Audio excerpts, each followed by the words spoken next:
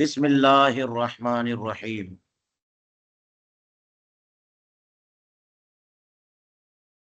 علامہ شامی کے حاشیہ رد المحتار میں علامہ حسکفی کے خطبے پر حواشی زیر درس ہیں۔ ابھی جو جملہ چل رہا ہے علامہ حسکفی کا، وہ ان کے خطبے کا یہ حصہ جو آج ہمارے موضوع بحث ہے، فرماتے ہیں وَأَفَضْتَ عَلَيْنَا مِنْ أَشِعَّةِ شَرِيعَتِكَ الْمُطَهَّرَةِ بَحْرًا رَائِقًا وَأَغْدَقْتَ لَدَيْنَا مِنْ بِحَارِ مِنَحِكَ الْمُوَفَّرَةِ نَهْرًا فَائِقًا۔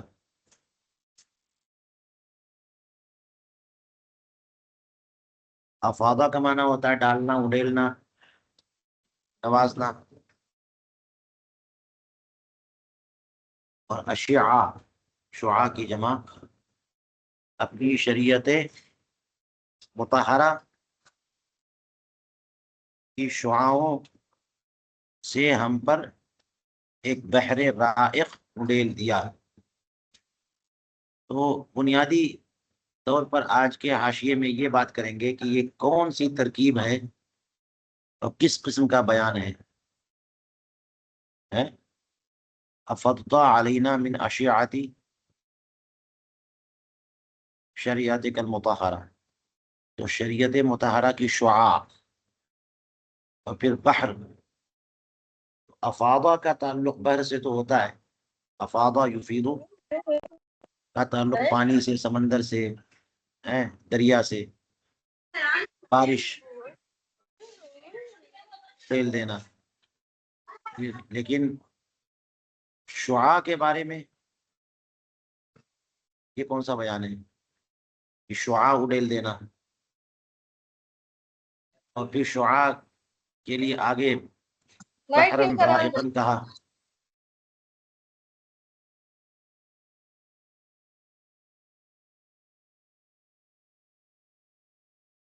تو شعاعوں کا سمندر یہ کون سی ترکیب ہے؟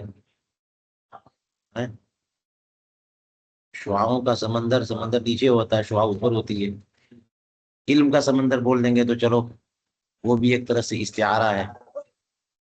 کس قسم کا استعارہ ہے یہ؟ کیسا بیان ہے؟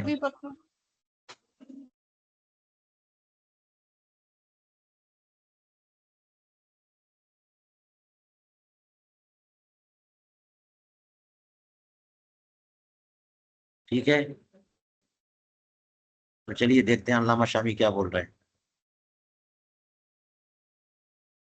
دیکھیے، قوله وافضت، يقال افاض الماء على نفسه اے افرغه، اڈیل دینا نا، تو پانی کے لیے کہا جاتا افاض الماء اے افرغه، قاموس سے ہے۔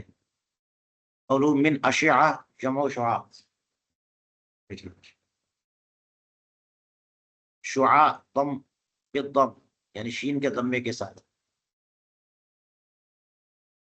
تو شعاع کرن اس کو بولتے ہیں ما تراه من الشمس كأنه الجبال مقبلة عليك اذا نظرت اليها، سورج کا وہ حصہ جو آپ دیکھو تو لگے کہ ایک پہاڑ ہے، یا پہاڑ ہیں، وہ شعاعیں پہاڑ ہیں جو آپ کی طرف متوجہ ہیں جب آپ اس کی طرف دیکھو گے تو۔ او ما ينتشر من ضوئها، یا اس کی وہ کرنیں جو ادھر ادھر بکھر جائیں، پھیل جائیں، منتشر ہو جائیں۔ جب سورج پر آپ نظر ڈالیں گے تو سورج غالب آ جاتا آپ کے اوپر، کنٹرول سے باہر ہم سورج کا احاطہ نہیں کر پاتے ہیں۔ جب آپ اس کی طرف نظر ڈالیں گے تو لگے گا کہ اس کے جو لوازمات ہیں وہ سب آپ کے اوپر متوجہ ہیں، مقبلتاً علیک۔ تو سورج اور سورج کی روشنی جو اس کے ساتھ ساتھ پھیل رہی ہے، شعاع سے مراد وہ ہے، یا پھر شعاع سے مراد وہ ہے اس کی کرنیں جو ہر طرف پھیل گئی ہیں، ہر طرف پھیل گئی ہیں۔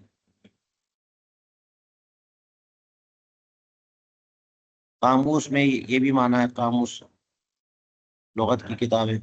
شریعت من اشیعتی شریعتک المطہرہ ہے نا، شریعت کا معنی کیا ہے؟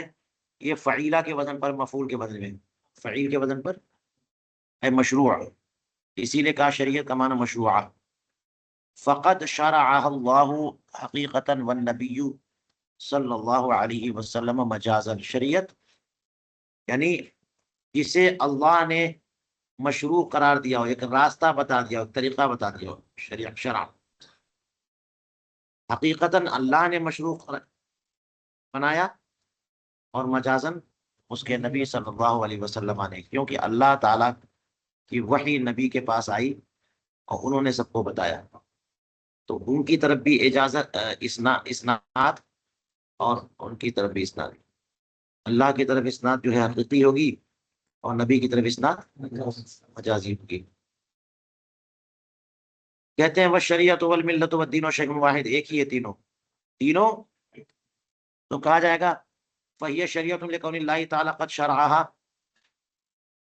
اور تو کہتے ہیں اس کو شریعت یا یہ شریعت ہے اس وجہ سے کہ اللہ تعالیٰ نے اسے راستہ بنا دیا ہے، اسے ایک چلنے کا راستہ بنا دیا ہے، اس لیے اسے شریعت کہتے ہیں۔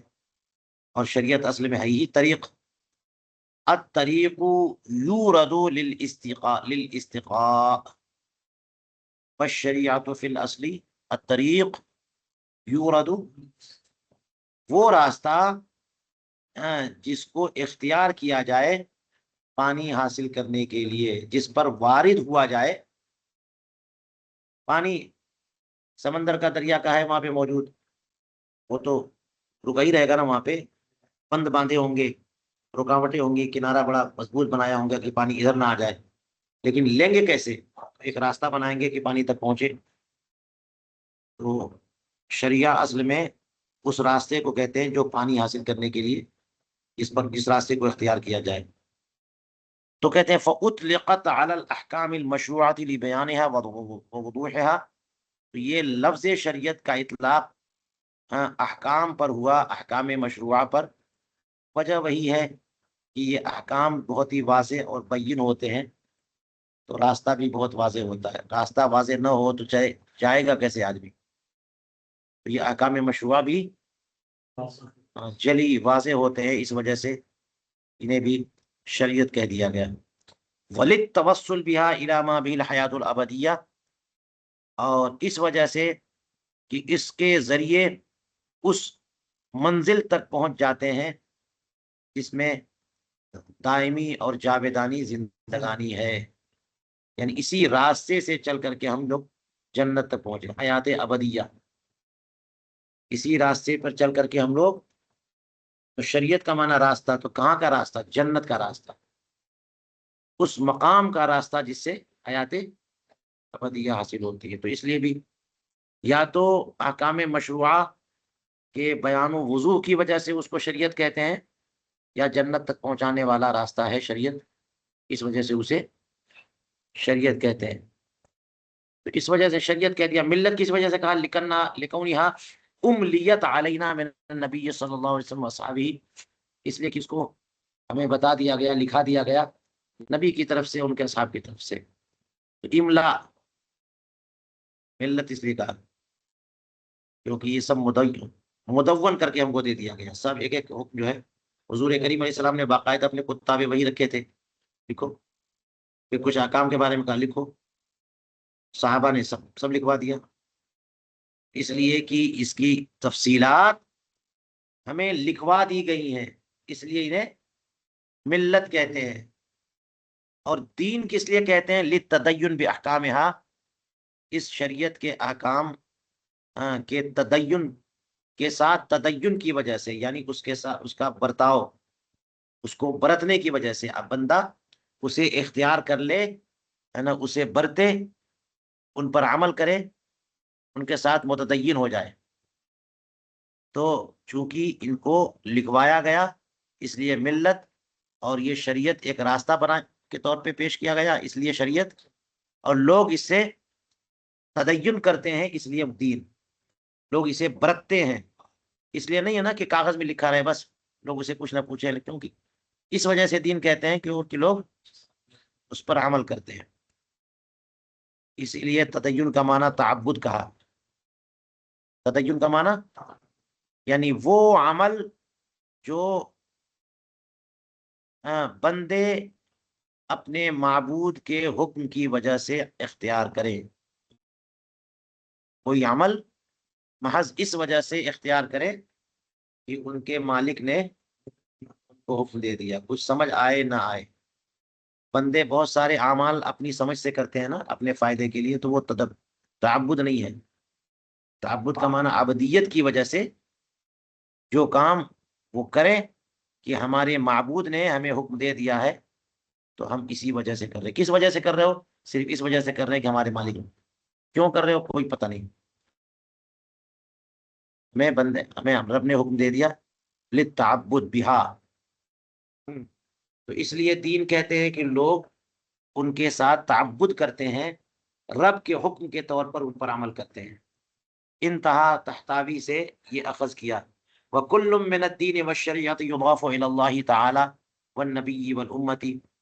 3 الفاظ بتائے تھے نا، دین، ملت اور شریعت. تو دین اور شریعت یہ دونوں، یہ تو اللہ کی طرف بھی منسوب ہوتے ہیں، نبی کی طرف بھی، امت کی طرف بھی. تو دین خداوندی اللہ کا دین، نبی کا دین ہمارا دین. ماں دینوں کا سوال ہی ہوگا.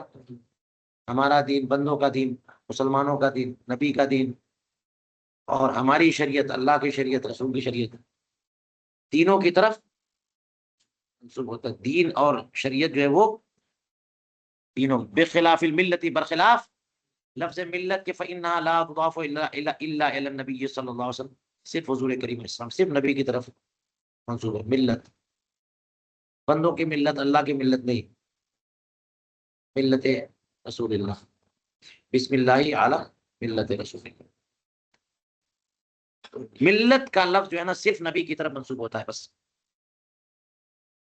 فیقال ملت محمد صلی اللہ علیہ وسلم ولا یقال. یہ تو کہا جاتا ہے ملت محمد، لیکن ملت اللہ تعالی اور ملت زید، ملت بکر نہیں کہا جاتا، جیسا کہ مظہر اور راغب اور دیگر لوگوں نے اس کو بیان کیا. جو کتابیں اس کتاب میں جن کا ذکر آئے اس کی تفتیش کرنی چاہیے. یہ ایک فائدہ ہونا چاہیے آپ کا، جو ہے رد المختار پڑھنی چاہیے. راغب اصفہانی کی کتاب علم اللغت کا بڑا ماہر تھا. مظہر کون ہے یہ دیکھیے.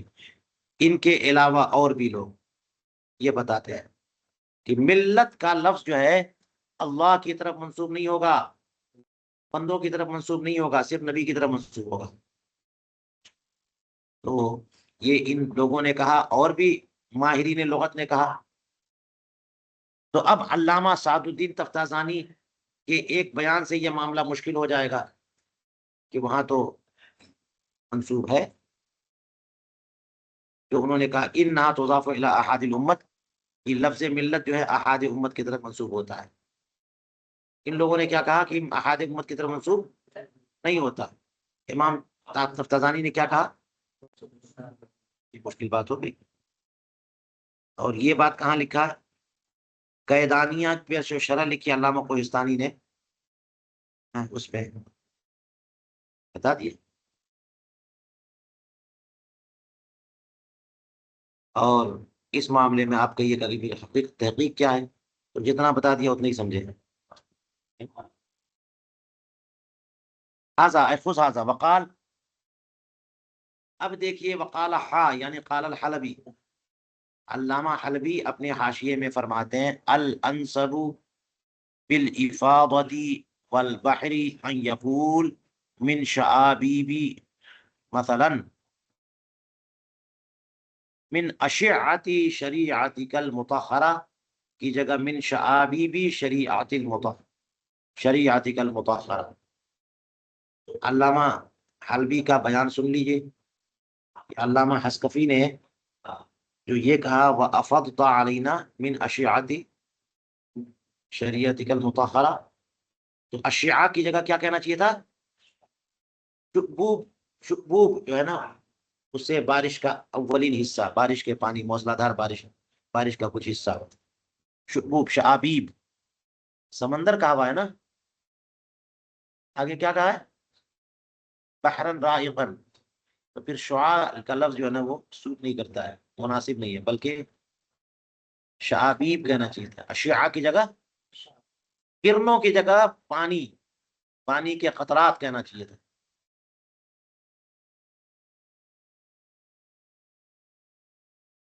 یہ سب آپ پڑھ رہے ہیں تاکہ آپ کا ذہن بھی کام کرے. الانسب بالافاضہ والبحر، شروع میں افاضہ ہے، آخر میں بحر ہے. ان دونوں کے مناسب لفظ اشعاع نہیں تھا، لفظ شعابیب تھا. بہتر تھا کہ ان یقول افاضہ اور بحر جیسے الفاظ کے لیے بہتر تھا کہ ان کے ساتھ شعابیب جیسے الفاظ لاتے. مثلا کہہ دیا انہوں نے شعابیب کی جگہ اور بھی کچھ لے لیا، مگر ہونا چاہیے کچھ پانی تری وری جیسی چیز، یہ کرنوں جیسی چیز نہیں. یہ شعابیب کیا ہے؟ جمع شعبوب. الدفعۃ من المطر، ایک بار کی جو بارش کا حصہ بارش ہوتی ہے نا، کما فی القاموس، اسی کو کہتے ہیں انتہا. تو یہ جو علامہ حلبی نے کہہ دیا، ان کی بات نقل کرنے کے بعد علامہ شامی کیا بول رہے ہیں؟ ای بنا، یعنی علامہ حلبی کے بیان کی توضیح کر رہے ہیں. ٹھیک ہے، یعنی اس بنیاد پر کہ انہو شبہ الشریعت بالشمس بجامع الاہتداء، کہ علامہ حسکفی نے شریعت کو سورج سے تشبیہ دیا ہے. شریعت کو سورج سے تشبیہ دیا نا. کیسے؟ اس لیے کہ اشعاع کا لفظ استعمال کیا. تو اشعتی شریعتی کل، تو اشعت الشمس نہ ہے، تو شریعت کو سورج سے تو شعاع کا لفظ لے کے آئے. اور دونوں میں جو ہے وجہ شبہ کیا ہے؟ وجہ شبہ ہے بجامع الاہتداء، دونوں میں جامع ہے اہتداء. سورج سے لوگوں کو روشنی ملتی ہے، ہدایت ملتی ہے، اور راستہ بالکل واضح ہو جاتا ہے، لوگ چلے جاتے ہیں روشنی میں. تو شریعت سے بھی ہدایت ملتی ہے، سورج سے ہدایت ملتی ہے، شریعت سے بھی. تو سورج اور شریعت میں جامع کیا ہے؟ وجہ شبہ بجامع الاہتداء.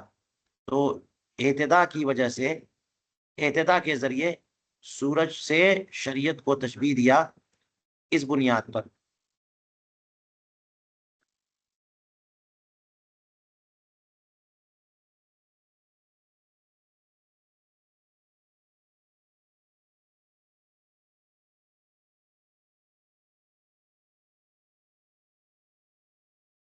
فہو استعارۃ بالکنایہ والاشعۃ تخیل، تو یہ استعارہ بالکنایہ ہو گیا. استعارہ بالکنایہ. اب استعارہ جو ہے، استعارہ کی بھی بہت قسمیں ہیں. ایک لفظ اپنے حقیقی معنی میں مستعمل نہ ہو، مجازی معنی میں مستعمل ہو تو مجاز کہہ دیتے ہیں.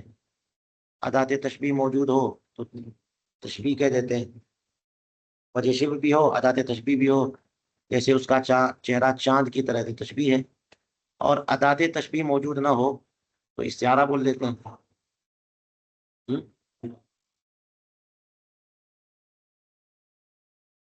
اب اس میں استعارہ کبھی بالکنایہ ہوتا ہے، کبھی بالتصریحیہ ہوتا ہے. تو بالکنایہ وہ ہے کہ جس میں جو ہے وہ مستعار منہو کا تذکرہ ہو، مستعار لہو کا تذکرہ نہ ہو. مستعار منہو کا، مستعار لہو کا تذکرہ ہو، مستعار منہو کا تذکرہ نہ ہو. اور استعارہ تصریحیہ وہ ہوتا ہے جس میں مستعار لہو کا تذکرہ نہ ہو، مستعار منہو کا تذکرہ ہو. جیسے کہتے ہیں آدمی بہادر شخص کے لیے شعر کا لفظ، کہ میں نے کل جو ہے نا مدرسے کے اندر ایک شعر دیکھا.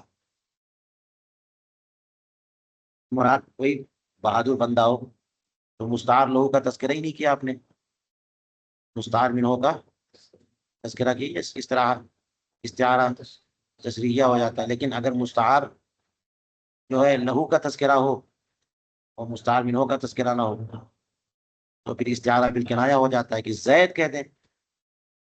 ہاں؟ اور اس کے لیے یہ ہوتا ہے کہ زید کو شیر کہہ دیں گے تو پھر تو تشبیہ ہو گئی،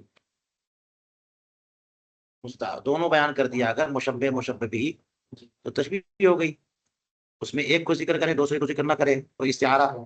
تو جو مستعار لہو، جو مستعار منہو کی صفات ہیں، ان صفات میں سے کوئی ایک، جیسے چنگھاڑ، شیر کا چنگھاڑ رہا تھا، شیر کیا کرتا ہے؟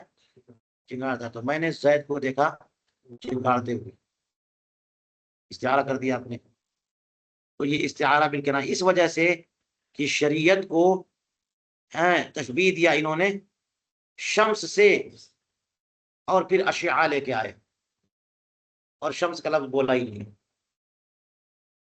شمس کا لفظ نہیں بولا ہے، اور تشبیہ دے دی، تو یہ استعارہ بالکنایہ ہوا۔ اور یہاں پر تشبیہ کی جو وجہ ہوگی جو ذکر کریں گے اسی کو تخیل کہتے ہیں، ہے نا، ورنہ تشبیہ میں جو ہے وجہ شبہ بیان کرنے کے بعد وجہ شبہ بیان کر دیتے ہیں، زید کل اسدی فی الشجاعتی، وجہ شبہ ہے، وہ وجہ شبہ اگر استعارہ میں ہے تو وہ تخیل ہے۔ کیسے پتا چلتا ہے کہ یہ استعارہ بالکنایہ؟ اشعاء کی وجہ سے، تو اسے سمجھ میں آ کہ شریعت سے مراد ہوگی، شریعت کو سورج سے تشبیہ دیا، اور سورج کے لیے شعاعیں ہوتی ہیں تو شریعت کے لیے شعاعیں ثابت کرتی ہیں، سورج کے لیے شعاعیں ہوتی ہیں تو شریعت کے لیے، تو لازم مستعار منہو کا لازم اس کے لیے مستعار لہو کے لیے ثابت کرنا، یہی تو کیا انہوں نے۔ وَكُلُّ مِنَ الْإِفَاضَةِ وَالْبَحْرِ لَا يُلَائِمُ ادعاء أن الشریعة من افراد الشمس الذي هو مبنى الاستعارہ۔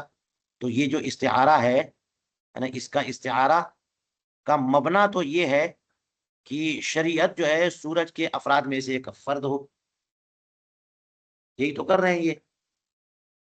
تو من اشیاء شریعتک المطہرہ دیکھا جائے تو یہ استعارہ بالکنایہ ہے نا، کیونکہ جو ہے شمس کا ذکر کیا نہیں، شریعت کا ذکر کیا، اور شمس سے تشبیہ دیا، اور شمس کے لوازم کو ثابت کر دیا۔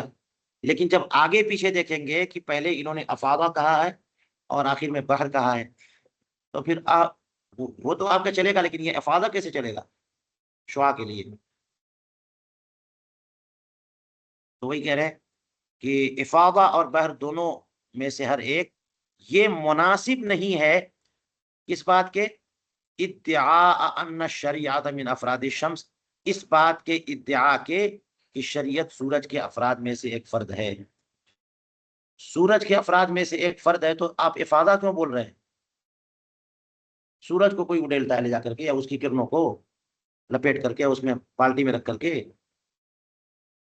تو یہ جو آپ کرنا چاہ رہے ہیں یہ اس ادعا، کیونکہ اگر استعارہ بالکنایہ ہے تو یہاں پر ادعا ہوگا کہ شریعت بول کر کے نہیں، شریعت کو شمس سے تشبیہ دیا ہے، تو پھر اس کا مطلب یہ ہے کہ جب اس سے تشبیہ دیا تو شریعت بھی شمس کے متعدد افراد، چاہے تخیلی افراد ہوں، اسی میں سے ایک فرد ہوگا، تو اس کا جو کہ استعارہ کا مبنی یہی ہوگا، تو یہ جو ہے لفظ بحر اس کے مطابق نہیں ہے، لفظ افاضہ بھی اس کے مطابق نہیں ہے، ولا یخفا۔ تو یہ ہو گیا اعتراض کس کا؟ علامہ حلبی کا، اور علامہ حلبی کے اعتراض کی توجیح علامہ شامی نے پیش کر دی، لیکن اب اس کے آگے تعویل اور اس استعارہ کی توجیح، تو علامہ شامی آگے کہہ رہے ولا یخفا ان ھذا غیر متعین، پوشیدہ نہیں ہے کہ استعارہ بالکنایہ ہونا ہی متعین ہو، یہ تو تب ہے نا جب استعارہ بالکنایہ کی بات آئے، تو آپ نے جو ہے نا شریعت کو سورج سے تشبیہ دے دی، تو پھر افادہ کیوں بول رہے ہیں؟ یہی متعین نہیں ہے، اس لیے کہ ہو سکتا ہے لیجواز ان تشبہ یا ان تشبہ، اور تشبہ تو احکام الشریعتی، اس لیے کہ ہو سکتا ہے کہ احکام شریعت جو ہے نا شعاعوں سے مشابہ ہوں، من حیث الاہتداء، احکام شرع کو تشبیہ دی گئی کس سے؟ شعاعوں سے، کس اعتبار سے تشبیہ دی گئی؟ اہتداء کی طرف، اور اس میں جو ہے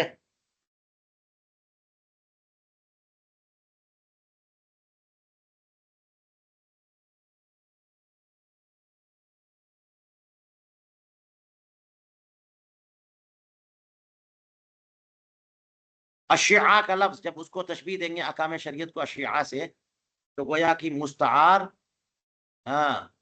مستعار منہ کا تذکرہ ہے، مستعار لہو کا تذکرہ نہیں ہے، کیونکہ احکام شرع کا تذکرہ نہیں کیا، شریعت کا تذکرہ کیا احکام شرع کا، اور احکام شرع کو تشبیہ دے دی کس سے؟ اشیاء سے۔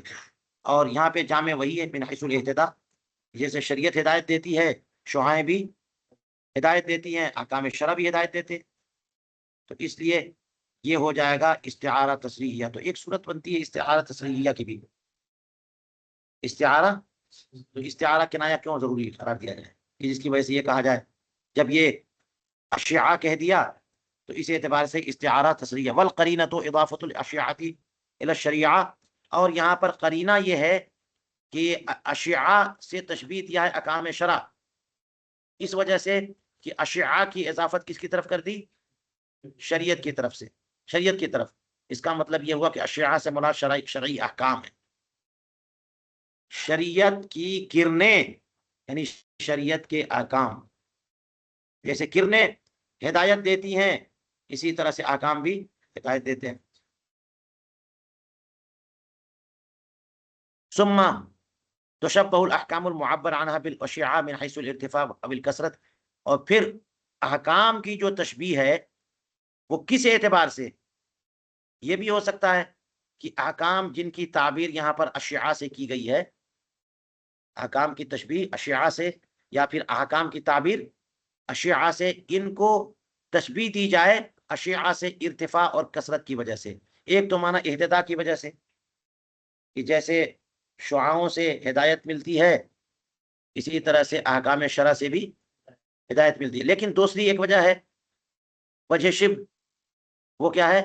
ارتفاع یا کثرت، ارتفاع یا کثرت، جیسے شعاعیں بلند و بالا ہوتی ہیں اسی طرح احکام شرع بھی بلند و بالا، شعاعیں بے شمار بے حساب ہوتی ہیں اسی طرح احکام شرع بھی بے شمار بے حساب ہے۔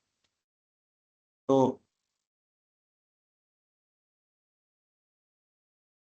نہیں، یہ دیکھیے ثم تشبہ الاحکام المعبر، الاحکام تشبہ، اس کا تعلق جو نا آگے بالصحاب سے ہے، تو بالصحاب حرف جر مجرور مل کر متعلق ہے تشبہ سے، ٹھیک ہے؟ ارتفاع یا کثرت کے اعتبار سے جو ہے نا ان احکام شرع کو صحاب سے مشابہت دی، اشیاء سے نہیں۔ احکام شرع کی تعبیر اشیاء سے کی اور تشبیہ دی ہے صحاب سے، جب تشبیہ صحاب سے دیں گے تو پھر جو ہے نا صحاب کے ملائم یہ لفظ ہے، افادہ اور بحر سب دونوں، بادل کے مناسب، کرنوں کے مناسب تو نہیں ہے لیکن بادل کے، تو بادل سے اڈیلا اور سمندر بن گیا، فہوا استعارہ بالکنایہ، تو یہ استعارہ بالکنایہ ہو گیا کیونکہ یہاں پہ تو صحاب کا ذکر ہی نہیں کیا اور اشیاء کا ذکر کر دیا۔ ہاں، والافاضہ استعارہ تخیلیہ، اور افاضہ جو ہے افضت علینا، یہ استعارہ تخیلیہ، کہ ساری کی ساری تشبیہات، استعارات، کنایت سب کے سب دماغ میں رکھیں اور صرف ایک بات ذکر کرتے ہیں، وہ ہوتا ہے تخیلیہ۔ والبحر ترشیح، اور وجہ شبہ جو ہے نا بحر ہے، کہ اس سے پتہ چلتا ہے کہ استعارہ ہے۔ فقد اجتمع فیہ ثلاث استعارات، تو یہاں پر 3 قسم کے استعارات جمع ہو گئے، استعارہ بالکنایہ، استعارہ تصریحیہ اور استعارہ تخیلیہ، ایک ہی بیان میں یہ ہو سکتا ہے۔ ایسے ہی جیسے اللہ تبارک و تعالیٰ نے قرآن پاک میں ارشاد فرمایا فَأَذَاقَهَا اللَّهُ لِبَاسَ الْجُوعِ وَالْخَوْفِ، کہ اللہ تعالیٰ نے انہیں مزہ چکھا دیا بھوک اور خوف کا لباس۔ تو اذاقہ کے ساتھ لباس کا کیا میچ، کیا مقابلہ، کیا نسبت؟ تو اس میں 3 طرح کی ہے نا تشبیہات، استعارات ہو سکتے ہیں جیسے یہاں بیان کیے۔ وَيَجُوزُ أَن يُقال، یہ بھی ہو سکتا ہے کہ کہا جائے اضافۃ الاشیاء الی الشریعۃ من اضافۃ المشبہ بہ الی المشبہ، کہ شعاعوں اشیاء کی اضافت شریعت کی طرف، یہ مشبہ بہ کی اضافت مشبہ کی طرف ہے، کہ اشیاء سے خود مراد شریعت ہے، اشیاء سے مراد तो मुशब्बह बिही की निस्बत जो है इजाफत किसकी तरफ, मुशब्बह की तरफ। तो गोया की शरीयत मुतहरा जो है ना शुआओं की तरह है। अशरियातु कल अशिया, या अहकाम शरीयती कल अशिया। तो शरा जो है या अहकाम शरा ये मुशब्बह, और मुशब्बह बिही अशिया, और अशिया मुशब्बह बिही की इस्नाद किसकी तरफ कर दी, मुशब्बह की तरफ। और मसाइल शरइया की तशबीह जो है वो तशबीह दे दिया बहर से। और वजह शिब क्या है, अब जामिल कसरत अभी नफ़, कसरत वजह जामे या तो कसरत है या फिर क्या है, नफ़ा है। जैसे समंदर में पानी बहुत ज्यादा होता है तो शरा के अहकाम भी बहुत ज्यादा है, या समंदर मुफीद बहुत ज्यादा होता है तो शरीयत मुताहरा का नफ़ा भी बहुत ज्यादा। फ़हुवा इस्तिआरतुन तसरीहिया, तो इस तरह पे लेंगे तो इस्तिआरा तसरीहिया हो गया। वल इफादतु तरशीह, और इफादा का लफ्ज़ जो है ना तरशीह हो गया। फफ़हम क़ौलुहु, अब ये तो बयान पूरा हो गया यहाँ का। और ऊपर कहा व अग़दक़ता लदैना मिन बिहारि मिनहिकल मुवफ़्फ़रा नहरन फ़ाइक़न व अतममत निअमतक अलैना। तो जरा तेजी से चलते हैं यहाँ पे। कहते आई अग़दक़ता, आई अक्सरता। कुरान पाक में भी है लि अस्क़ैनाहुम माअन ग़दक़ा। तो ग़दक़ का माना होता है कसरत, कसीर, ऐ कसीरा, मिसबा में है।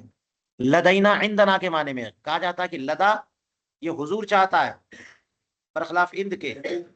तो जब लदा कहेंगे ना तो वो चीज बिल्कुल करीब हो। इंदा का माना आपकी मिल्कियत में हो, चाहे करीब हो चाहे बईद हो। बरखिलाफ कलमे इंदा के तकुल इंदी फरसुन इजा कुंता तमलिकुहा, जब आप घोड़े के मालिक हो और घोड़ा चला गया कहीं और दूर दराज, फिर भी कहोगे इंदी फरसुन, हालांकि ये मेरे पास नहीं है लेकिन मैं मालिक हूँ। तो इंदा में के लिए हुजूर और कुर्बत जरूरी नहीं है, और लदा के लिए इजा कुंता तमलिकुहा व इल्लम तकुन हादिरा फी मकान तकल्लुम, जहां आप बोल रहे हैं इंदी फरस, वहीं पर घोड़ा नहीं है, तब भी इंदी फरसुन कह सकते हैं। लेकिन लदा लदैया फरसुन नहीं कह सकते। तो लदा और इंदा का फर्क मिल गया। वला तक़ूल लदैया इल्ला इदा कानत हादिरतन, लदैया नहीं कह सकते मगर जब वो वहीं मौजूद। मिनह का जमा मिनहा अतिया को कहते हैं, मुअफ़्फ़रा कसीरा को कहते हैं। नहरन फ़ाइक़, फ़ाइक़ का माना अल ख़ियार मिन कुल्लि शै, फ़ाइक़ का माना हर चीज में जो बेहतर हो उसी को फ़ाइक़ बोलते हैं कामूस में। इसमें इस्तिआरा तसरीहिया भी है जैसा कि गुजरा ऊपर। नहरन फ़ाइक़न जैसे बहरन राइक़न कहा था, वैसे नहरन फ़ाइक़न, पूरा बयान ऊपर वाला। तो अब कहते हैं कि वला यख़फ़ा मा फ़िल जम'i बैन असामिल कुतुब मिन हिदायत व तनवीर वल बहर वन नहर मिन लताफ़ति व हुस्निल इहाम। ये जो अभी इन्होंने बात बात कही है, इसमें जो कलिमात हैं कई किताबों की तरफ इशारा तो मैंने बताया था ना। अल बहरुर राइक़, अन नहरुल फ़ाइक़, मिनहुल गफ़्फ़ार, दरुल बिहार, और इसी तरह से और भी अल्फाज। तो वही कहते हैं कि किताबों के नामों को जमा करने में जो लताफत और हुस्न ईहाम है वो पोशीदा नहीं। वला यख्फा, पोशीदा नहीं, क्या पोशीदा नहीं, मिनल लताफत, जो लताफत है, जो माना आफरीनी है, जो खूबी है, कमाल बयान की खूबी है। और हुस्न ईहाम, ईहाम के कहते हैं इशारा की, वो कि बात कुछ और कह रहे हैं लेकिन इशारा किसी और तरफ भी हो। तो बात तो कर रहे हैं वही जो खुतबे में बात कर रहे हैं, लेकिन इशारा एक किताब की तरफ। तो हुस्न ईहाम भी है और लताफत भी है।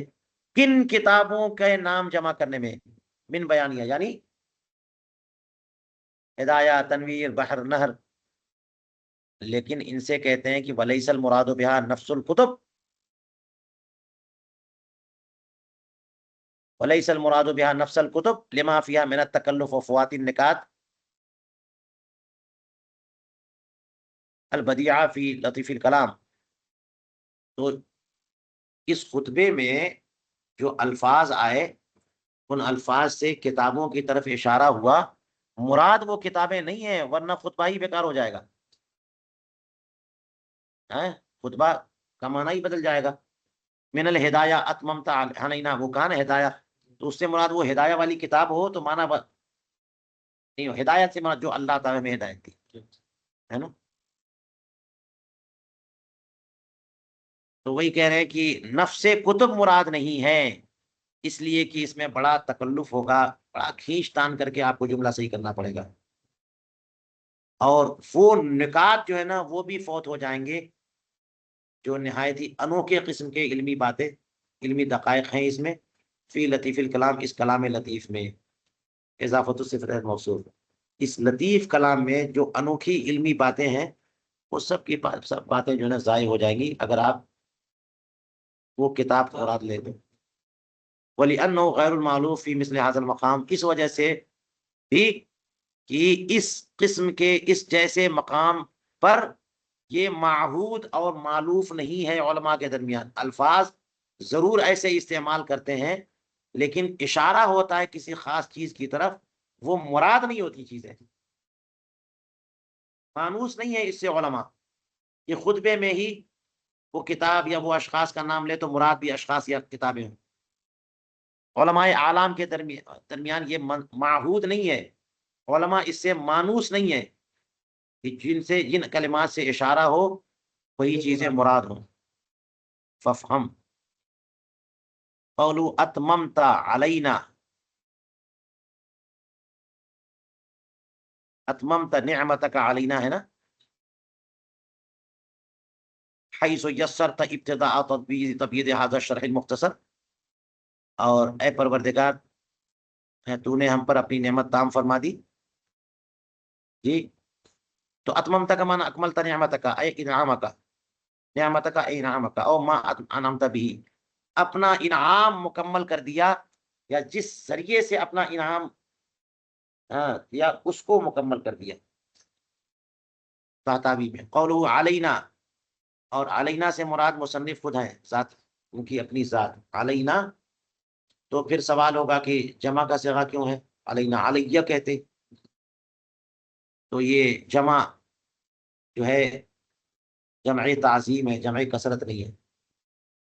صیغہ جمع برائے تکسیر نہیں ہے، برائے تعظیم ہے. قرآن پاک میں انا نحن نزلنا الذکر وانا لہ لحافظون، جو قرآن پاک نے کہا، تو کوئی کہہ دے گا ایک سے زیادہ خدا ہے. نحن نزلنا الذکر وانا لہ لحافظون جمع ہے، تو یہ جمع برائے تعظیم ہے، نہ کہ برائے تکسیر ہے. تو یہاں علینا کہہ کر کے مصنف اپنی ذات مراد لے رہے ہیں، تو علینا کیوں کہا؟ الضمیر للمؤلف وحدہ نظرا الی عود ثواب الانتفاع به، اس لیے علینا سے مراد صرف مصنف کی ذات ہے، کیونکہ ثواب لوٹے کا نظرا الی عود ثواب الانتفاع به الیہ فقط، کیونکہ لوگ جتنا بھی نفع اٹھائیں گے ثواب تو مصنف کو ہی پہنچے گا نا. جو عمل خیر کرے گا اسی کو نہ ثواب ملے گا، کہ اور اگل بغل والوں کو بھی ملے گا، اس نے کیا ہی نہیں. لیس للانسان الا ما سعى، تو ثواب تو ان کو لوٹے گا، تو اس لیے مراد صرف ان کی تنہا ذات ہے. تو پھر وہی سوال کہ ضمیر جمع کیوں ہے؟ وَأَتَى بِهِ وَأُتِيَ یا عطا بضمیر العظمتی، یہ ضمیر جمع کا بھی نہیں، بضمیر العظمت کہہ رہے ہیں. للتحدیث بالنعمت، تحدیث بالنعمت کے طور پہ. تحدیث کیسے تحدیث بالنعمت کا معنی ہوگا؟ اس لیے معنی یوں ہوگا کہ اللہ تعالیٰ نے اتنا کرم کر دیا، اتنا انعام فرما دیا کہ اب ہم بھی لائق عظمت ہو گئے، ہم بھی بڑے ہو گئے، تو اب ہم علیہ نہیں بولیں گے، ہم کیا بولیں گے؟ علینا بولیں گے، تحدیث نعمت کے طور پہ.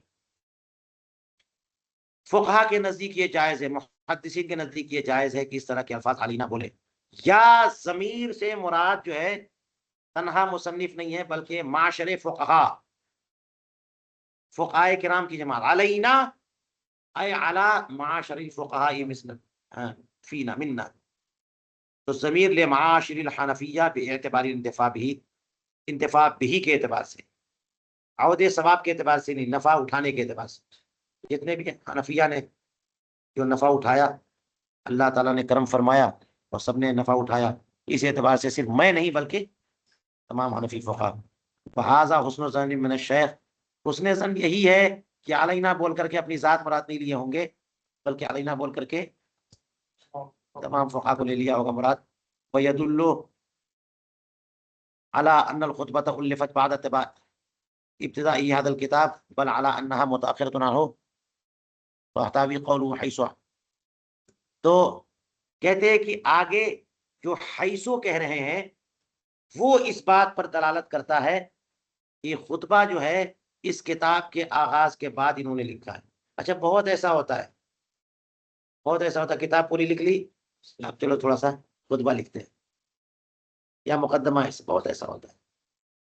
تو جو لوگ بڑے ماہر ہوتے ہیں اور پورا مضمون ان کے دماغ میں جمع ہے تو وہ شروع سے شروع کرتے ہیں اور پھر ختم کرتے ہیں. بالکل ان کو ضروری نہیں کہ پہلے دیکھ لیں کیسی کتاب آ رہی ہے، بات تیار کیسی ہو رہی ہے، اسی حساب سے ہم بات کریں گے. ٹھیک ہے تو خطبہ بھی زوردار بیان کر دیں گے.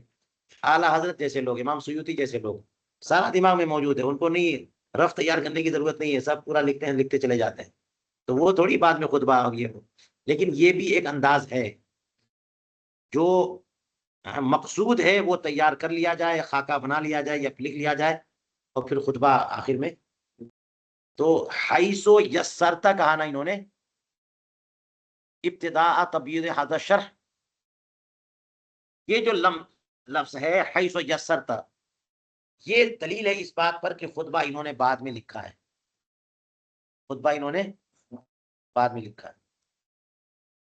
ورنہ یہ بات بن جاتی ہے، جو حاضہ کا صیغہ لاتے ہیں، بات بن جاتی ہے کہ حاضہ کتاب، حاضہ کتاب جو ہے نا، جو کتاب لکھ لی گئی اس سے بھی مشار الیہ قریب ہو، موجود ہو، تو پھر حاضہ یا خطبہ بعد میں. تو کہتے ہیں کہ اس میں تو یہ بات بن جائے گی، توجیہ ہو جائے گی کہ وہ پوری کی پوری کتاب دماغ میں ابھی کاغذ پہ نہیں آئی ہے، تو حاضہ کہہ کر کے دماغ میں مراد.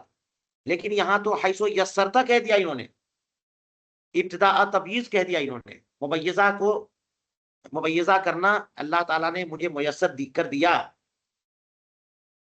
اس کا مطلب یہ ہو کہ خطبہ ان کا بعد میں. تو وہی کہتے ہیں دلالت کرتا ہے اس بات پر کہ خطبہ جو ہے اس کتاب کے آغاز کے بعد، کتاب شروع کر چکے تھے اس کے بعد خطبہ مرتب کیا ہے، بلکہ خطبہ جو ہے کتاب کے مکمل کرنے کے بعد خطبہ شروع کیا. بل اعلیٰ انہا، بلکہ دلالت کس بات پہ کرتا ہے کہ یہ خطبہ جو ہے کتاب سے مؤخر ہے. کیا دلالت کرتا؟ قولہ حیثو، جی کیونکہ انہوں نے کہا نا کہ اتممتا، کیا کہا؟ نعمتک علینا، تو نے اپنی نعمت ہم پر تام فرما دی. حیثو کہہ رہے ہیں تو حیثو متعلق اتممتا سے ہوگا نا، اتممتا سے متعلق. تو یہی حیثو کی قید جو بتا رہی ہے کہ وہ خطبہ جو ہے نا بعد میں. تو یہ حیثیت تعلیل کے لیے، اور جب تعلیل کے لیے تو لام وہاں مانا جائے لِأَنَّكَ يَسَّرْتَ اے سَخَّلْتَ، یعنی تو نے ہم پر اپنی نعمت تام فرما دی اس وجہ سے کہ تو نے اس کی ابتدائے تبییض کی کا موقع ہمیں عطا فرمایا سرکار اقدس علیہ السلام کی بارگاہ میں. لِأَنَّكَ يَسَّرْتَ اے سَخَّلْتَ، یا پھر یہ کہ یہ حیثیت تعلیل کے لیے بلکہ تقیید کے لیے. تو اس وجہ سے نہیں بلکہ اس حال میں قید کے لیے کہ تو نے ہم پر اپنی نعمت تام کی. کون سی نعمت؟ یہ اس تیسیر والی نعمت، یہ قید اس لیے کہ، تو یہ تعلیل یا نعمت کون سی؟ یہ تیسیر والی نعمت، یہ قید. ای اتممتا وقت تیسیری ابتدائی تبییض ھذا الشرع، یعنی تو نے ہم پر اپنی نعمت تام کر دی. کب تام کر دی؟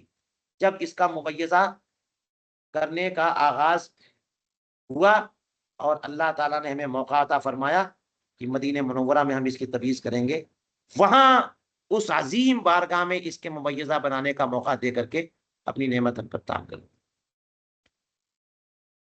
والاولا اولا، پہلی والی صورت زیادہ بہتر ہے کہ تقیید کے لیے نہ ہو بلکہ تعلیل. تبییض کا معنی کیا ہے؟ مصنفین کی اصطلاح میں تبییض کہتے ہیں کسی شے کو لکھنا ضبط و تحریر کے طور پر کہ اب نہیں کٹے گا، من غیر شطب، بغیر اضافے کے، بغیر لغو جملوں کے، ضبط و تحریر کے طور پر کسی کو لکھنا، کسی چیز کو لکھنا، اسی کو تبییض کہتے ہیں. بعد کتابتی کیف متفق، بعد اس کے کہ لکھ چکے، جیسے پن پڑا لکھ دیا. جو جو سمجھ میں آئے لکھتے چلے جاؤ، نوٹ کرتے چلے جاؤ، جو جو دماغ میں آ رہی بات آگے پیچھے ادھر ادھر، اور سب جمع ہو گیا تو اب اس کو منظم طور پر لکھنا، وہ ہے تمییز. ورنہ جناب وہاں بھی کاغذ کالا ہوتا ہے، یہاں بھی کالا ہوتا ہے، یہ نہیں کہ کالا سفید ہونے لگتا ہے. تمییز کا معنی اب بھی لکھ رہے تو کاغذ سفید ہو رہا ہے، ارے پہلے ہی سفید ہو رہا ہے، اس کو اب پھر کالا کر رہے ہیں. تو تمییز کا معنی ہوتا ہے اب جو ہے نا جو کچھ لکھ چکے اس کو جو ہے ضبط و تحریر کے طور پر دوبارہ لکھنا. علامہ حموی نے یہ معنی بتایا. ھذا الشرح اشارہ ہے ما فی الذہن کی طرف، ہے نا، جو کچھ ذہن میں الفاظ متخیلہ ہیں، الدالہ علی المعانی. ابھی یہ بول رہے ہیں ھذا الشرح المختصر، تو یہ اس کی طرف اشارہ ہے. ھذا هو الاولی من الاوجه السبعہ المشہورہ، یہ کہنا جو ہے ان 7 وجہوں کے مقابل زیادہ مناسب ہے جو کہ مشہور ہے کہ ھذا اس میں اشارہ مشار الیہ کیا کیا ہو سکتا ہے. تو یہاں پہ ایک بتایا کہ الفاظ متخیلہ جو معانی پر دلالت کرتے ہیں. الفاظ تو دماغ میں متخیلہ ہوں گے نا جو معانی پہ، تو جب انسان کے مزاج میں علم ہوگا، معانی ہے دماغ میں، تو ان کی تعبیر کے لیے کلمات ہیں، الفاظ ہیں، تو وہ الفاظ متخیلہ ہی مراد ہیں ھذا سے. ٹھیک ہے، یہ سب سے بہتر توجیہ ہے کہ ھذا سے مراد دماغ میں جو الفاظ متخیلہ ہیں ان 7 وجہوں میں. وہ 7 وجہیں کون سی ہیں؟ کہتے ہیں وَهِيَ كَوْنُ الْإِشَارَةِ إِلَى واحد فقط من الالفاظ او النقوش او المعانی او الى اثنين منها او الى ثلاثہ. یہ 7 صورتیں بنیں گی، صرف الفاظ، صرف نقوش، صرف معانی. الفاظ تو ما یتلفظ به الانسان کو کہتے ہیں نا، جو ہمارے الفاظ جو لہروں میں چل رہے ہیں، جو سما سے خراش، ہاں، سما کے پردے کو ٹکراتے ہیں، تو یہ الفاظ ہو گئے. اور جو لکھتے ہیں وہ نقوش ہو گئے، اور جو الفاظ یا نقوش جس بات پر دلالت کرتے ہیں وہ معانی ہو گئے. تو یا تو صرف الفاظ، یا صرف نقوش، یا صرف معانی، یا دو کا مجموعہ الفاظ و نقوش، الفاظ و معانی، نقوش و معانی، 3 وہ بھی ہو گئے، اور یا پھر تینوں کا مجموعہ. تو کتنی صورتیں ہوئی؟ 7 صورتیں. تو یہ جو بھی صورت مانی ہے، 7 مانی ہے، ایک ہی مانی ہے. اشارہ جو ہے نا مجازیہ ہے، یا فل اشارہ تو مجازیت ہونا، کہیں کہ وہاں پہ ہے نہیں موجود. حقیقی اشارات کو ھذا الشرح، ابھی ہم لوگ بول سکتے ہیں ھذا الشرح، کتاب اپنے سامنے رکھ کر کے بولیں گے یہ ہے. تو یہ اشارہ کیسا ہے؟ اور شرح سے مراد شارح ہے، مصدر ہے، مصدر بول کے اس میں فاعل اسم مفعول مراد لیتے ہیں نا، تو شرح بول کر کے، کیونکہ یہ کتاب جو ہے نا یعنی در مختار، یہ شرح نہیں ہے، شارح ہے. یعنی یہ کتاب تنویر الابصار کو بیان کرنے والی ہے، اس لیے کہ یہ شرح شارح کے معنی میں کیسے اے المبین والکاشف، ہے نا، تو اس میں فائل ہو گیا. او جعل الالفاظ شرحا، او جعل الالفاظ شرحا مبالغتا، یا پھر انہوں نے الفاظ کو شرح قرار دیا مبالغہ. تو اس میں فاعل پر مصدر کا اطلاق بطور مبالغہ، جیسے زید کو عدل کہا جائے.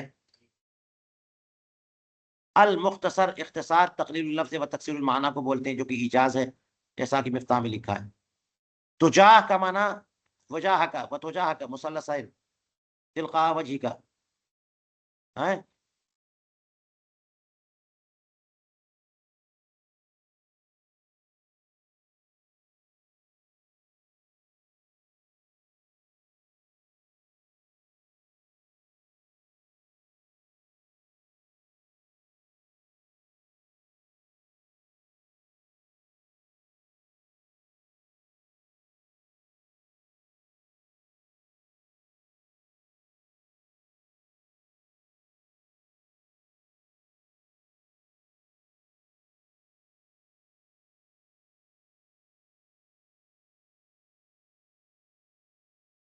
مثلثین سے کیا مراد ہے؟ یہ لفظ ہے تو واضح یہ ہے، ظاہر یہ ہے کہ تا پر اور وا پر تینوں حرکتیں ہیں، وجاہ کا، وجاہ کا، وجاہ کا، تجاہ کا، تجاہ کا، تجاہ کا.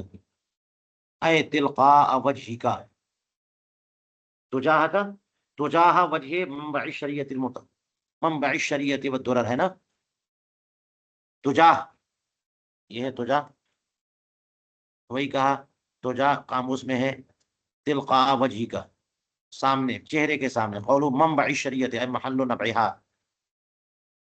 پانی کے ابلنے کی جگہ، چشمہ، تو نبع اور ظہور کی جگہ، شبہ الظہور بالنبع، ظہور کو نبع سے مشابہ کہا نا، تو شریعت کوئی پانی تو ہے نہیں کہ پانی کا چشمہ جاری ہو گیا، تو یہاں بھی شریعت کو نبع سے تشبیہ دیا۔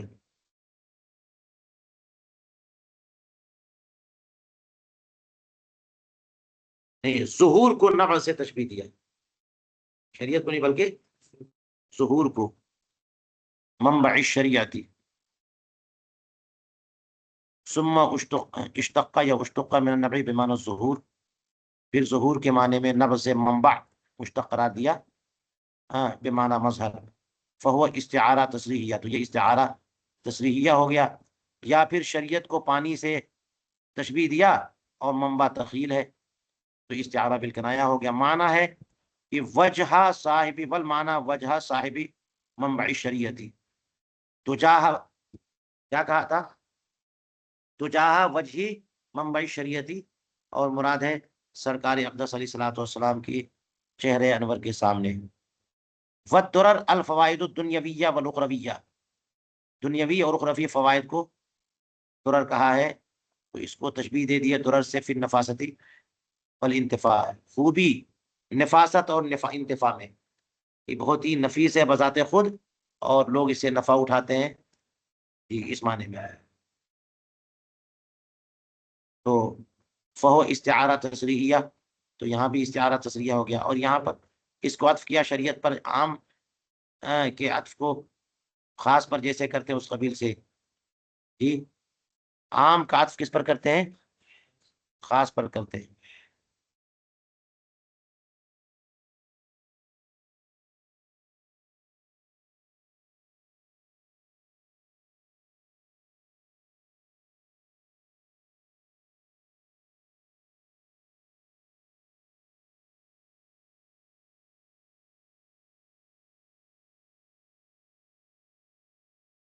کیونکہ شریعت جو ہے وہ بھی ایک طرح سے موتی ہے، نفع اور حسن کی وجہ سے، لیکن درر اس سے عام ہے، کہ درر موتیوں کو کہتے ہیں جو دنیا والی موتی ہوتے ہیں، اور شریعت بھی درر ہے، تو عام کو معطوف کیا ہے کس پر، خاص پر۔ چلیے، اور اس میں کتاب الدرر کی طرف ایہام لطیف بھی ہے، میں نے بتایا تھا نا کہ اصل میں اس کا ماخذ جو ہے درر اور غرر ہے، ملا خسرو والی، وضجیعی، سرکار اقدس علیہ السلام کے دونوں، ہے نا، ساتھ آرام فرمانے والے اصحاب، یہ عطف ہے علی منبعی، منبع پر عطف ہے، اس منبع کے ضجیعین پر، اس منبع کے ضجیعین کے سامنے، اس منبع کے سامنے جس سے سرکار اقدس علیہ السلام مراد ہے، اور اسی منبع کے ساتھ دونوں آرام کرنے والوں کے سامنے، ضجیع جو ہے مضاجع کے معنی میں ہے، ساتھ لیٹنے والے، من یستجیع بحذائن آخر، دوسرے کے سامنے بلا فاصل، اس پر ضجیعین کا اطلاق ہوا اس لیے کہ وہ دونوں کے دونوں سرکار اقدس علیہ السلام سے بہت قریب ہیں۔ الجلیلین معنی عظیمین، بعد الاذن، یہ یسرتا سے متعلق ہے یا ابتدا سے متعلق ہے، اس کا معنی یہ ہوا کہ اجازت ملنے کے بعد، وَكَأَنَّ الْإِذْنَ لِلشَّارِعِ حَصَلَ مِنْهُ صلی اللہ علیہ وسلم صریحاً برؤیت منام اور بِإِلْہام، اور کہتے ہیں کہ گویا کی شارح حضرت علامہ حسکفی کو اجازت ملی ہے سرکار اقدس علیہ الصلوۃ والسلام سے، یا تو صراحتاً یا الہام کے ذریعے۔ صراحتاً کیسے، خواب میں، کہ خواب میں انہوں نے رسول کریم علیہ السلام کو دیکھا، اور سرکار اقدس علیہ الصلوۃ والسلام نے اجازت دی کہ چلو ٹھیک ہے، چلو تمہاری کتاب اچھی تیار ہو گیا، اس کی تمیز کرو، اس کو مدون کر لو، اور یا پھر یہ کہ ان کے دل میں ڈالا، کہتے ہیں کہ اسی برکت سے تو، وببرکتہ صلی اللہ علیہ وسلم، چونکہ ان کو رسول کریم علیہ السلام کی اجازت ملی ہے، تو اسی اجازت کی برکت سے، ایک تو اجازت کی برکت سے، دوسری اس عظیم الشان بارگاہ میں تبعیض کیا ہے، اس کی برکت سے یہ کتاب جو ہے فائق ہو گئی، بازی لے گئی، ممتاز ہو گئی دیگر کتابوں پر، کما فاقہ متن ہو، جیسا کہ اس کا متن بھی فائق ہو گیا تمام دیگر متون پر۔ حیث المصنف النبی صلی اللہ علیہ وسلم، جبکہ مصنف نے، اور مصنف سے مراد یہاں پر ماتن ہے علامہ عبداللہ غزی مرتاشی، انہوں نے نبی کریم علیہ الصلوۃ والسلام کو خواب میں دیکھا تو کھڑے ہو گئے استقبال میں، فَاعْتَنَقُوا عَجْلًا، جلدی سے جو ہے معانقہ کر لیا، لپٹ گئے سرکار اقدس علیہ السلام کی بارگاہ سے۔ فَأَلْقَمَهُ عَلَيْهِ الصَّلَاةُ وَالسَّلَامُ لسانہ الشریف، اور سرکار اقدس علیہ الصلوۃ والسلام نے اپنی زبان اقدس حضرت علامہ عبداللہ غزی تمرتاشی کے منہ میں ڈال دی، جو آپ ڈالنے کے لیے زبان ڈال دی، خود جو خواب میں دیکھا،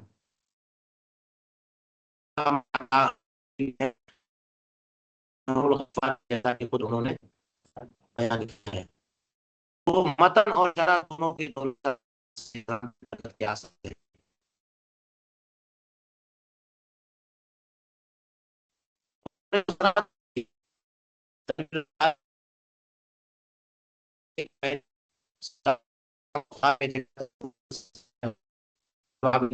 ڈالا اپنی زبان شریف مقدس زبان جو ہے اور یہاں دونوں دونوں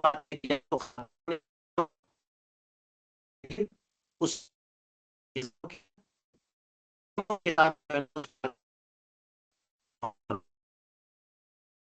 انشاء ذکروما کوئی فلا غربہ فلا حرج ہے،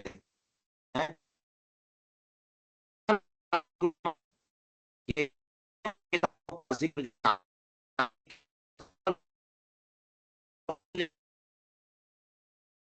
ہو گئی، اس کا نفع آفاق میں عام ہو،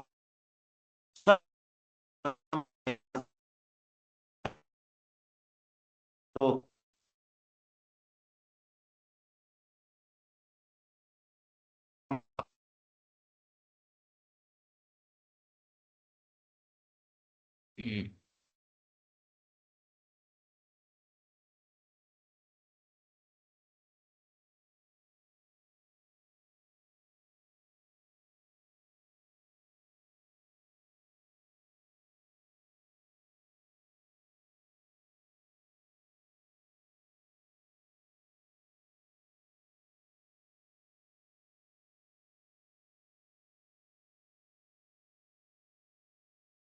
یہاں سے آگے تک جو ہے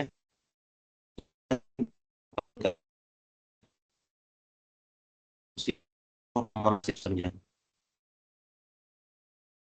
لیکن آپ کو پورا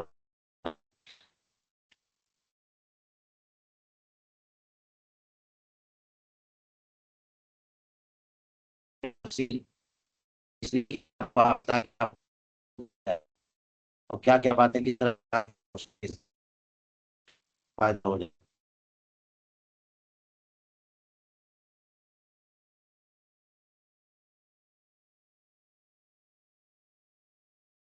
تو اس تین درس میں خطبے کا آغاز کریں گے۔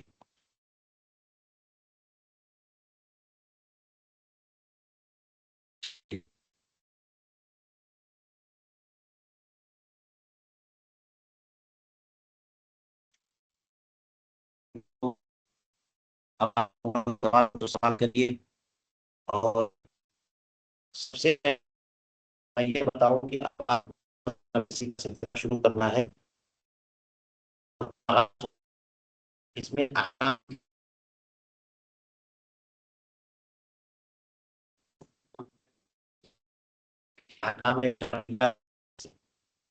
اور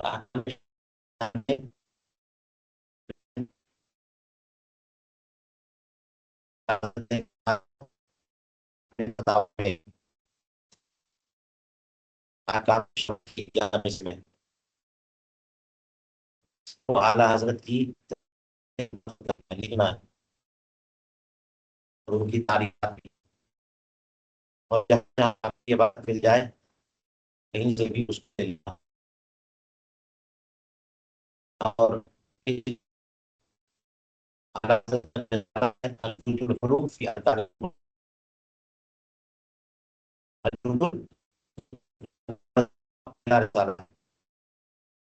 یہ اول کا پہلا رسالہ ہے، اور مترجم جو ہے اس میں بنا لیا ہے اور اصول افتاح پہلا رسالہ جو ہے نا مترجم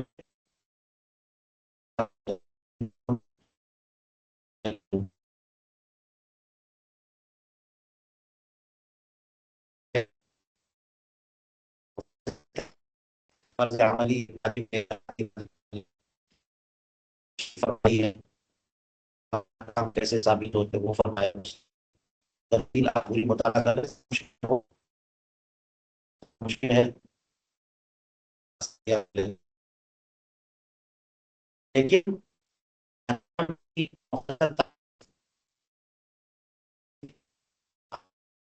سے اور باہر شریعت میں شروع میں ہے، دوسرے حصے میں شروع سے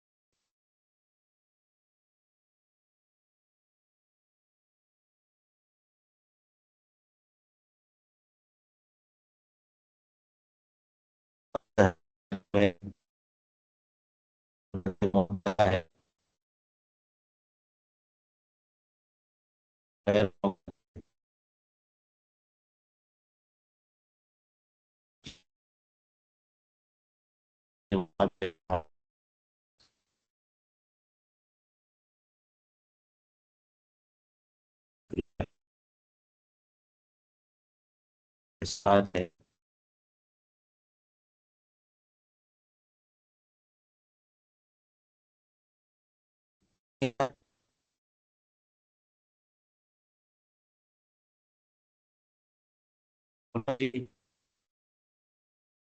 میں لکھ دیا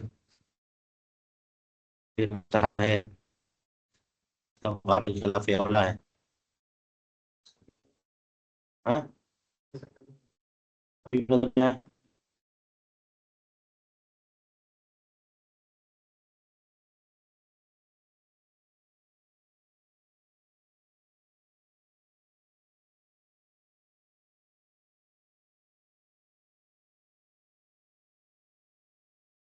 ذرا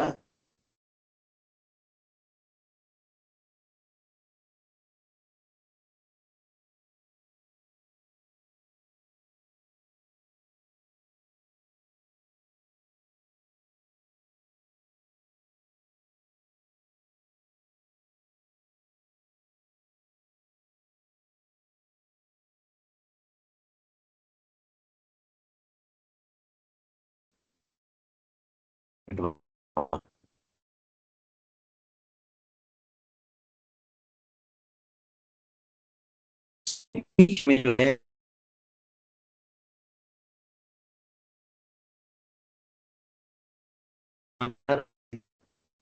بیچ میں کیا ہے؟ اعلیٰ حضرت نے اپنی تحقیق سے ثابت کیا کہ عبادت کا کام ہے، باقی لوگوں نے سات ہے پانچ ہے تین بھی بعض لوگوں نے قرار دیا، وہ سب دیکھیں۔ اس کے لیے آپ کو فتاوی رضویہ الاول جو قریب تھی اس میں بھی ہو سکتا ہے کہیں پورا تفصیل سے بیان کیا ان کو، لیکن الجود الحلو میں احکام تو بیان نہیں کیے، لیکن احکام کیسے ثابت ہوتے ہیں یہ ہے۔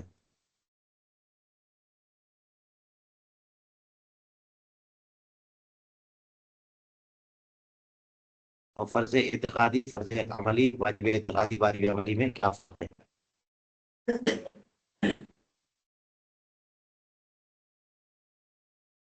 یہ رسالہ بھی آپ کو پڑھنا ہے انشاءاللہ.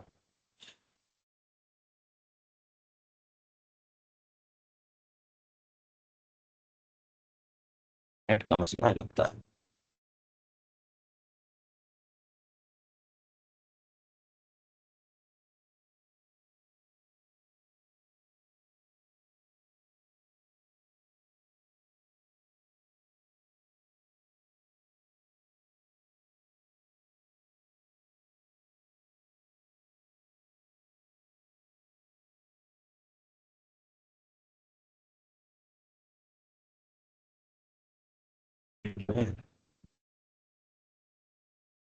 آیا؟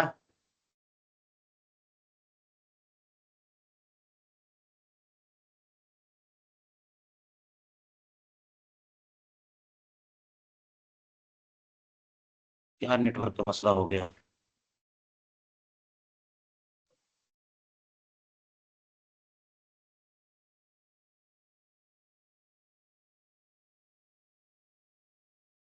حضرت آواز نہیں آ رہی ہے. یہ بتاؤ میں کیا ہو گیا؟ آواز کلیئر نہیں آ رہی ہے.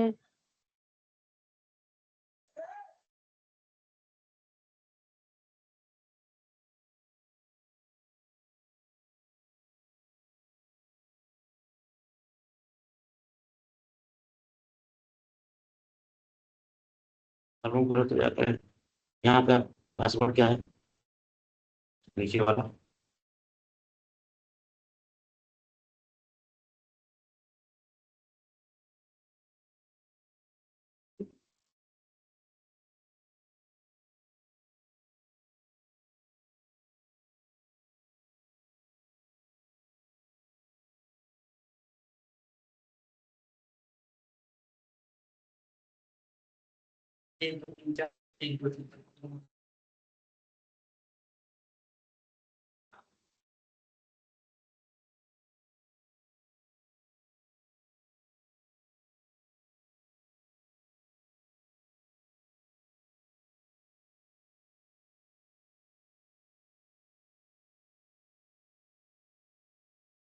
ریکارڈنگ سے شروع کریں.